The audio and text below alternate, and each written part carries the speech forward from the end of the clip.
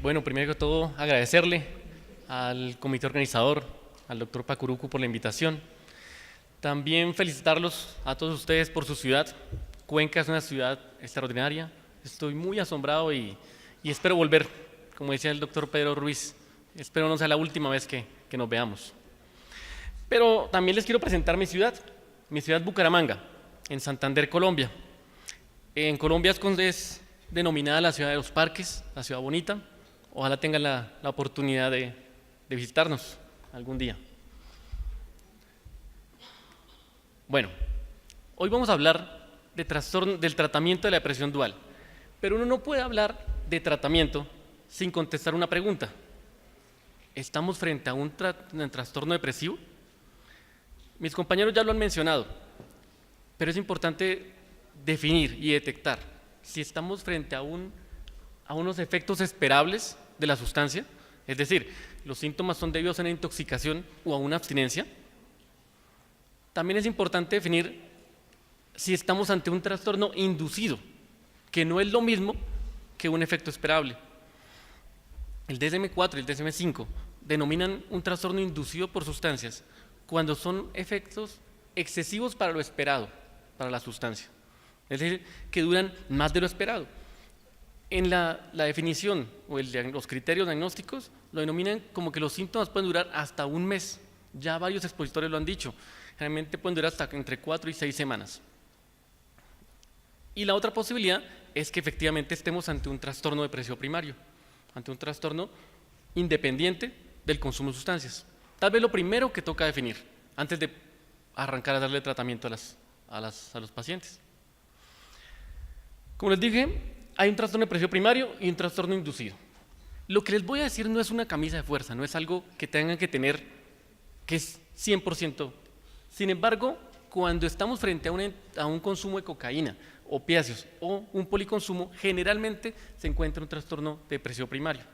Y cuando estamos frente a una patología dual, depresiva, con la comorbilidad con alcohol, es más frecuente más frecuente que sea un trastorno inducido por la sustancia. No es siempre. De hecho, podemos encontrar incluso pacientes que tienen las dos cosas, que tienen el antecedente de un trastorno depresivo primario y tienen episodios depresivos inducidos por el alcohol o por la sustancia que corresponda. Este cuadro lo tomé de los protocolos de la Sociedad Española de Patología Dual. Miren, los libros y los profesores a uno le dicen depresión primaria cuando no hay consumo, pero es que eso no es tan fácil. Los pacientes comienzan a consumir a una edad muy temprana y los espacios que tienen sin consumo es muy escaso, son muy cortos, entonces uno no alcanza a definir si es una depresión primaria o no. Entonces, este cuadro me gustó porque da una guía importante. Digamos que se presente la depresión primaria, que se corresponde a la depresión primaria cuando hay unos síntomas en la fase estable del consumo. Porque si los síntomas aparecen en una etapa en que está aumentando el consumo o si está disminuyendo el consumo, nos hace pensar más en una depresión inducida por la sustancia.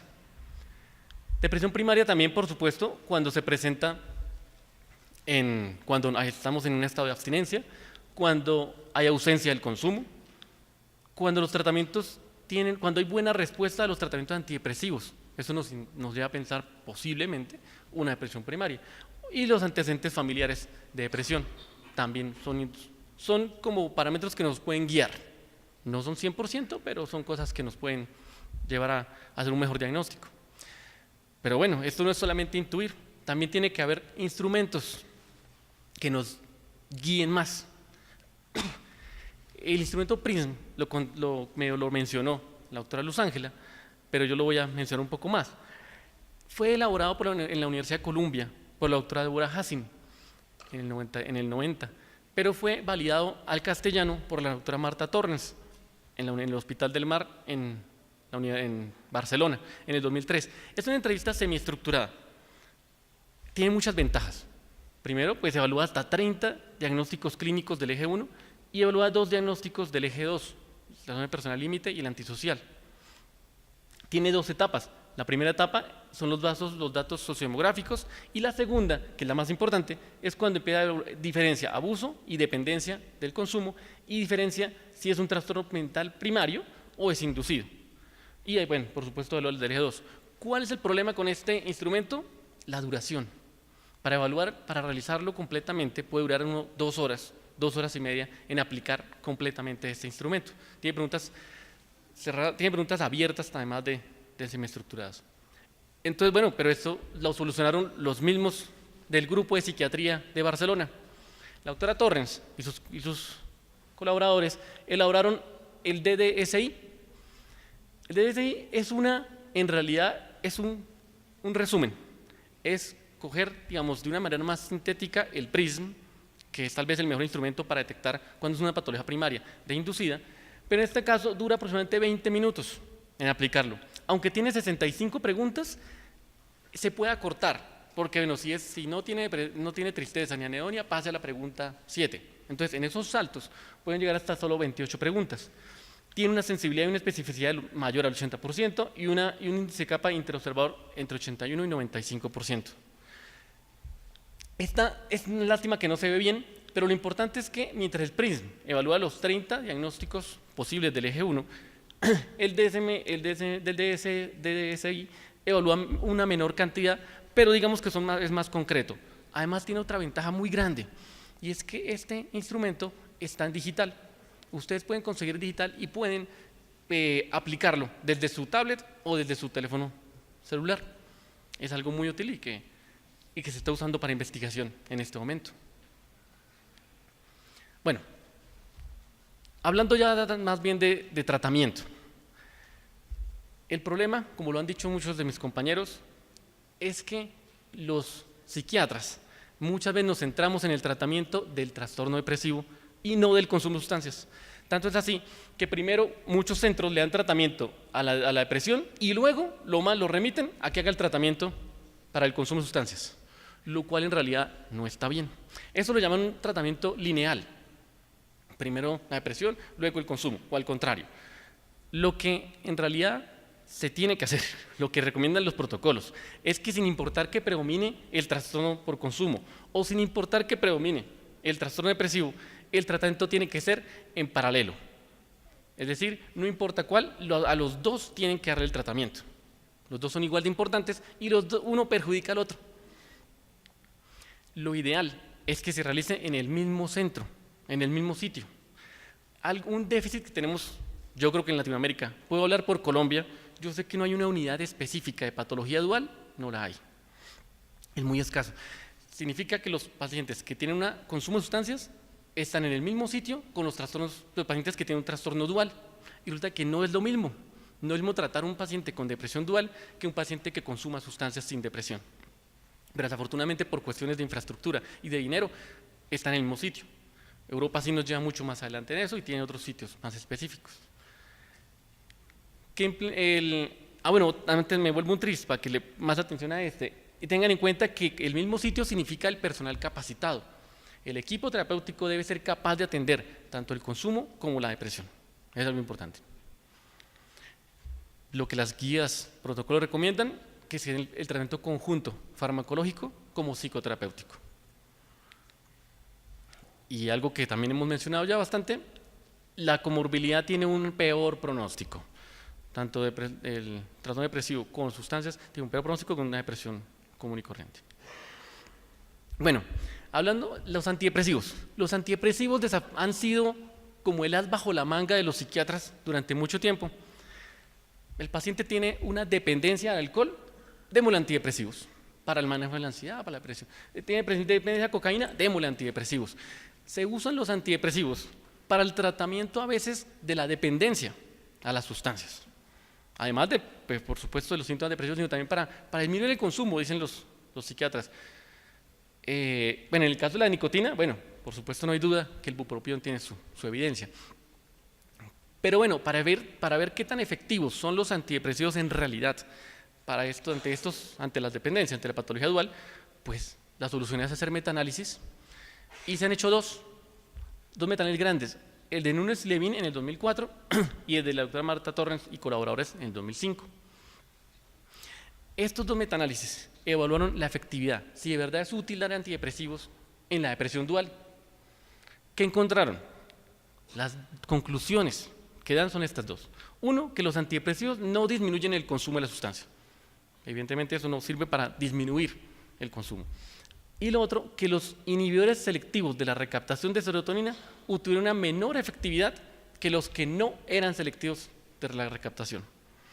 Eso que estoy diciendo no es fácil y hay que tomarlo con cuidado, porque todos ustedes saben que los ISRS son los antidepresivos de mayor uso, más seguros, menos riesgo de intoxicación, de abuso. Sin embargo, estas son las conclusiones del metaanálisis. Esto nos llevó a pensar, bueno, vamos a mirar de dónde sacaron eso. Entonces nos fuimos a buscar los estudios que hay. En alcohol, salió muy desordenado, pero se han hecho varios estudios en cuanto a patología dual en alcohol, varios estudios con diferentes medicamentos, imipramina, desipramina, fluoxetina, sertralina, comparados varios estudios. Estos son los tomados por el metaanálisis hasta el 2005. Estos aparecieron después del metaanálisis. Sin embargo, en realidad, las conclusiones son parecidas. ¿El problema cuál es? Que todos estos estudios no son homogéneos. Los estudios, la manera como diagnostican depresión no es la misma. La manera como consideran la respuesta a la depresión tampoco es la misma. Unos utilizan Hamilton, otros utilizan Beck, otros utilizan criterios del DSM-5. DSM-4 para ese entonces,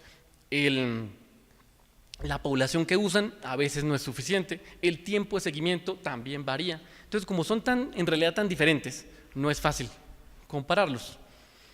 Los expositores del ciclo pasado me recomendaban buscar un instrumento que unificara. Sí, estoy de acuerdo, es que son muy diferentes los estudios. Y desafortunadamente algunos se contradicen.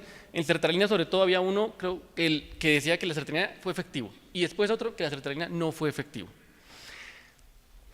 Es muy difícil compararlos, pero digamos lo que sí leyendo los metaanálisis, lo que concluyen después de analizar todos estos, incluso es una revisión posterior en el 2000, el protocolo de patología de depresión dual de la Asociación Española, la Sociedad Española de Patología Dual, también incluyó estos posteriores y la conclusión sigue siendo la misma.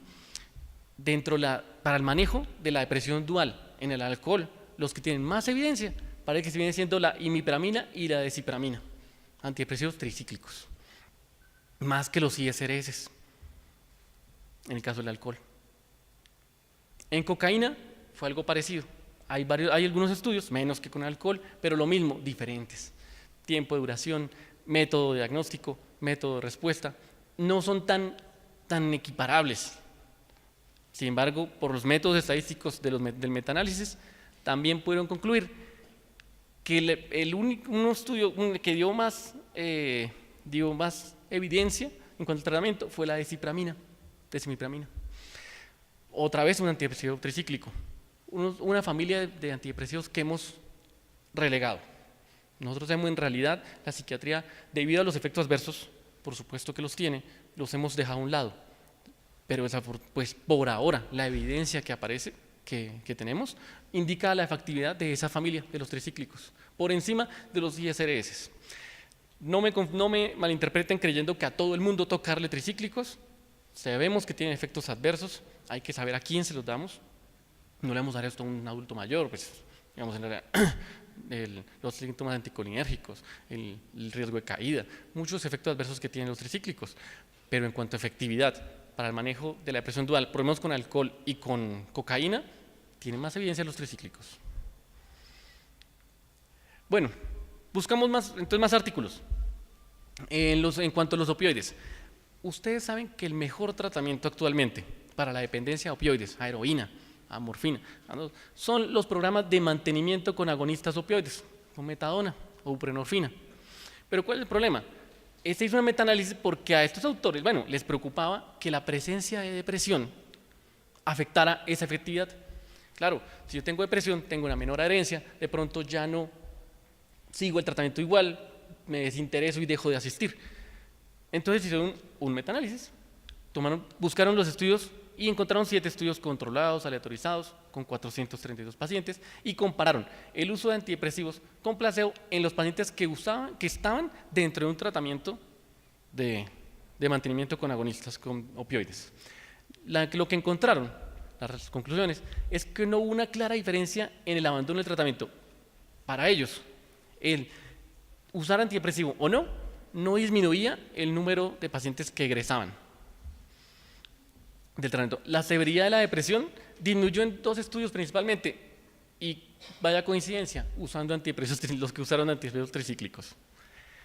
Más efectos adversos en quienes utilizaron los antidepresivos, pero la conclusión grande, por supuesto, es que necesitamos más estudios para poder, y más homogenizados de alguna manera, para poder sacar más conclusiones. Para cannabinoides, marihuana, en el 2013, Levine y Mariani realizaron un estudio usando venlafaxina contra el placebo, pero a los 2 grupos, se les realizaba terapia cognitivo-conductual. 103 pacientes, 12 semanas, y la respuesta o las conclusiones es que no hubo diferencia en la reducción de depresión utilizando la escala de Hamilton, tanto en venlafaxina como en placebo, no hubo diferencia. Una mayor disminución del consumo, incluso en el placebo, más que en la venlafaxina. En este estudio, desafortunadamente, pues la venlafaxina salió muy mal librada.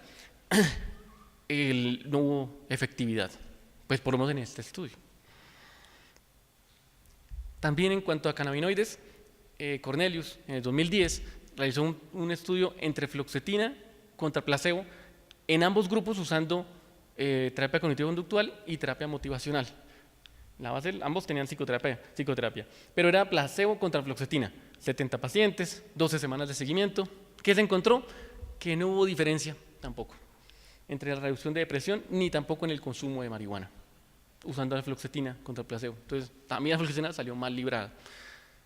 Los tratamientos farmacológicos están saliendo mal librados en el manejo de la patología de la depresión dual, pero tampoco no podemos afirmarlo.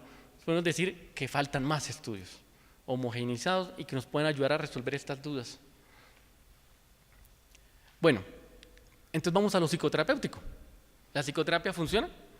Entonces también se hizo un metaanálisis en el 2013, donde evaluaban en pacientes con depresión dual con alcohol y les realizaban terapia cognitivo-conductual y entrevista motivacional. Las 2 psicoterapias. La conclusión es que en este caso sí fueron muy útiles. Las 2 psicoterapias, en conjunto en este caso, TCC con entrevista motivacional, fueron útiles tanto para disminuir el consumo como para mejorar los síntomas depresivos. En este caso para las 2 cosas fueron muy efectivas las psicoterapias. El tratamiento residencial en los pacientes que consumen sustancias es muy útil. Los pacientes están en un lugar en un medio más controlado. Entonces, en este caso, en el 2011 también se hizo un estudio cogiendo los pacientes que están en un tratamiento residencial, pero a unos les dieron solamente el tratamiento residencial y a otros les dieron el residencial más terapia cognitivo-conductual. La conclusión es que el grupo que recibió concomitantemente la terapia cognitivo-conductual presentó mejoría de los síntomas depresivos y menor consumo de sustancias. O sea, la terapia cognitivo-conductual sigue mostrándonos una gran ventaja. En la depresión dual, recuerden, pues eso es evidente, implica una pobre adherencia, implica un peor pronóstico, implica un mayor riesgo de suicidio para los pacientes. Pues esto sí es uno de los protocolos de patología dual. La recomendación es que si estamos ante unos síntomas depresivos moderados, ya sea una depresión primaria o ya sea una depresión inducida, hay que considerar el tratamiento intrahospitalario. Es mejor prevenir. Estos pacientes con depresión tienen un alto riesgo de suicidio y un deterioro familiar, social, que podemos evitar con un manejo rápido.